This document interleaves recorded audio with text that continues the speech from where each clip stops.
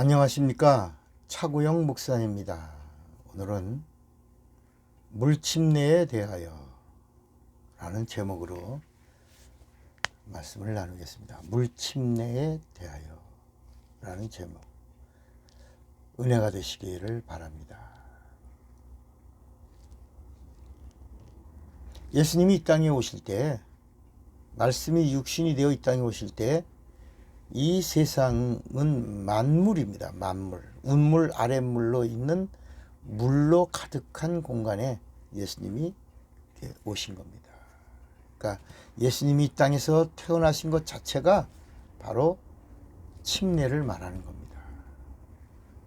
운물, 아랫물, 물로 가득, 흑암이 가득하고 공허하고, 그리고 물이 있는 이 우주 안에 예수님이 이렇게 오신 것 자체가 침례를 말하고,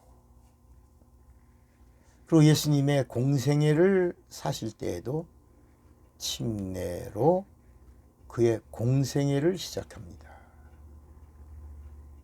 그 이전엔 아무런 하나님의 아들이시지만 침례 받으신 후에 물에서 요한의 침례를 받고 나온 다음에 하늘문이 열리면서 예수를 보내신 하나님 아버지가 처음으로 내 기뻐하는 자다, 내 사랑하는 아들이다, 너희는 저의 말을 들으라, 이렇게 처음으로 아주 최초로 하나님 아버지가 침례받고 나오시는 예수를 향하여 거기 2, 3만 명 되는 요단강가에 모인 요한의 침례를 받으려고 나온 그 이스라엘 사람들에게 처음으로 예수가 하나님의 아들이요 내가 기뻐하는 자다,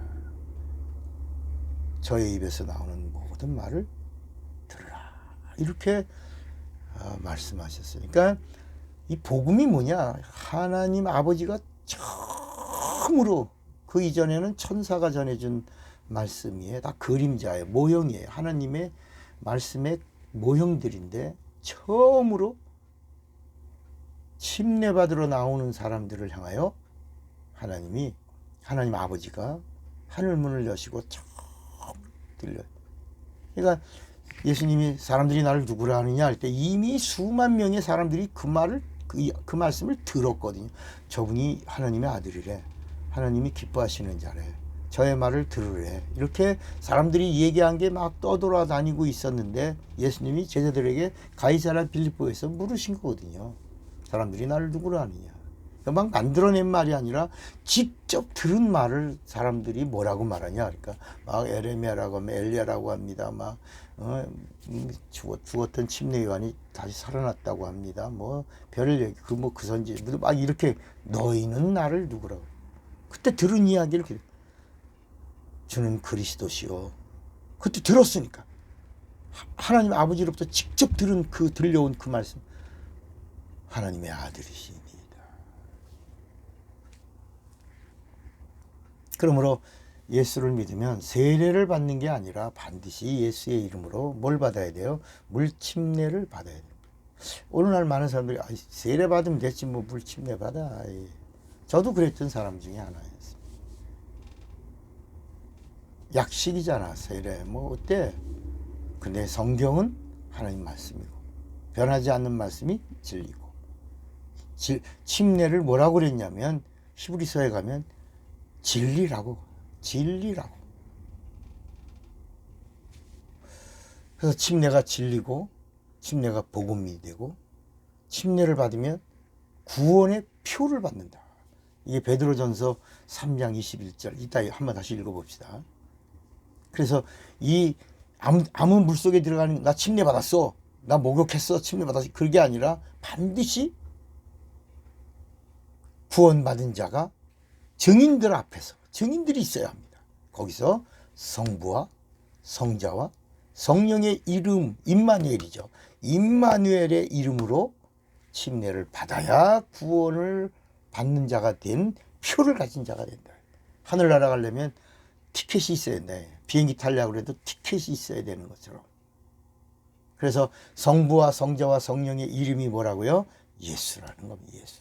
그래서 첫째, 침례는 반드시 임마누엘의 이름, 성부와 성자와 성령의 이름이 뭐라고요? 예수. 예수의 이름으로 받아야 하는 겁니다. 두 번째는 예수의 이름이 바로 성부와 성자와 성령의 이름이기 때문에 성부의 이름이 예수요, 성자의 이름이 예수요, 성령의 이름이 예수예요. 내 이름으로 보내실 성령의 이름이 뭐라고요? 예수. 내게 주신 아버지 이름으로 내가 저들을 보존하와 그리고 지켰나이. 아버지의 이름이 예수. 그리고 세 번째, 예수의 침례를 요단강에서 요한에게 받으실 때 성부 아버지가 지켜봤죠. 성령이 비둘기처럼 머리 위에 임하셨죠. 그리고 성자와 함께 구약의 선지자의 대표자인 성경을 이루는 선지자가 함께 성경과 성부와 성자와 성령이 요단강에서 함께 이루어졌다. 이게 예수의 침례라. 네 번째는 성부와 성자와 성령이 함께 하심이 뭐라고요? 임마누엘이다. 그 예수의 공생애는 이렇게 침례로 시작하신 겁니다. 다섯 번째, 예수의 이름으로 받는 침례는 구원의 표이고 여인의 자손이 되는 표이고 하나님의 자녀의 표이고 그리고 그리스도의 옷을 입는 표다. 여러분 요한계시록 보면 흰 옷을 입은 자가 누구냐 그러잖아요. 흰 옷을 입은 그 그리스도의 옷을 입은 자거든요. 무슨 뭐 이런 저 옷감천을 말한 게 아니고 바로 침례를 받아서 그리스도의 옷을 입은 자의 표. 침례로 그리스도의 옷을 입었느니라. 성경이 말씀하죠. 여섯 번째, 성령의 침례는 내 영혼의 내주하심입니다. 그래서 성령 침례는 구원과 구원의 표예요. 보증이에요. 여인의 후손이 된 게 보증이에요. 하나님의 자녀된 보증이에요. 그리고 흰옷을 입은 보증이에요. 그러니까 침례를 받음으로써 바로 영적인 신분의 변화를 말하고 있는 겁니다. 예수께서도 침례를 통해서 하나님 아버지께 하나님의 아들이심의 신분의 확증을 받고 비로소 하나님의 아들로서의 그 생애를 시작한 것. 이걸 우리가 뭐라고 불러요? 공생애라고 하죠. 침례 받기 전에는 요셉의 아들이고 나사렛 목수고 가난한 자 중에 한 명에 불과했어요. 그러나 침례 받으신 후에는 세상 죄를 지고 가는 하나님의 어린 양과 마귀의 머리를 짓밟는 여자의 후손과 그리고 하늘 보좌를 상속받는 하나님의 아들로서의 신분을 드러내신 겁니다. 그러니까 신자들도 예수의 이름으로 침례를 통해서 이걸 동일하게 체험하는 겁니다.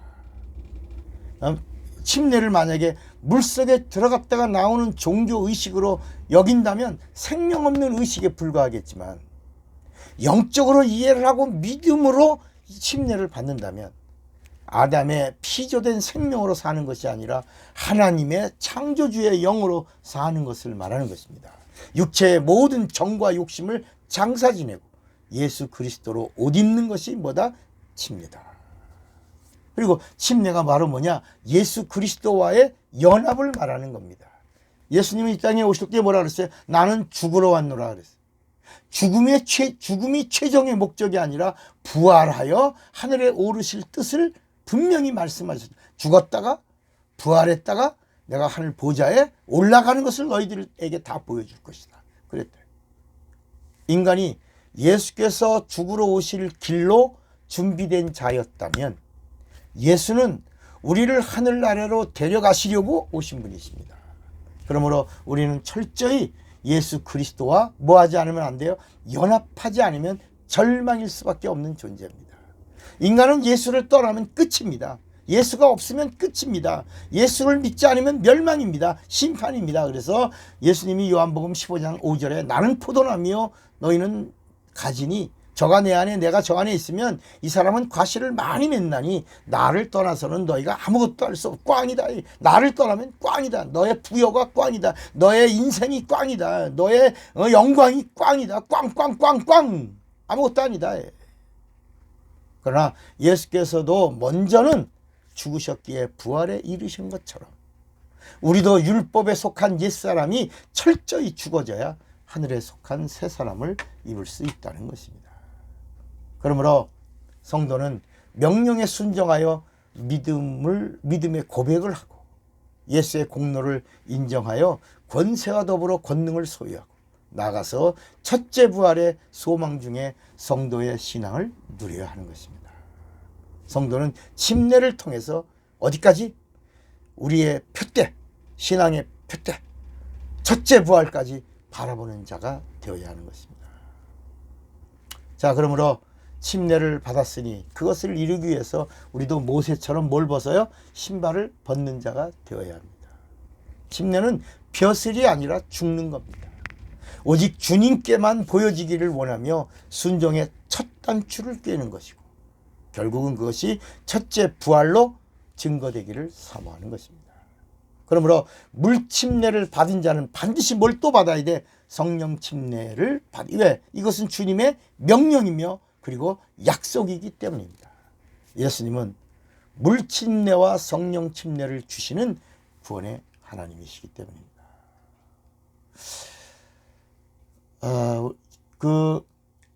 갈라디아서 3장 27절에 보면 누구든지 그리스도 앞하여 침례를 받는 자는 그리스도로 옷 입었느니라. 아까 흰옷, 그리스도의 흰옷, 계시록에 나오는 그 흰옷이 침례 받은 자를 말하는 겁니다.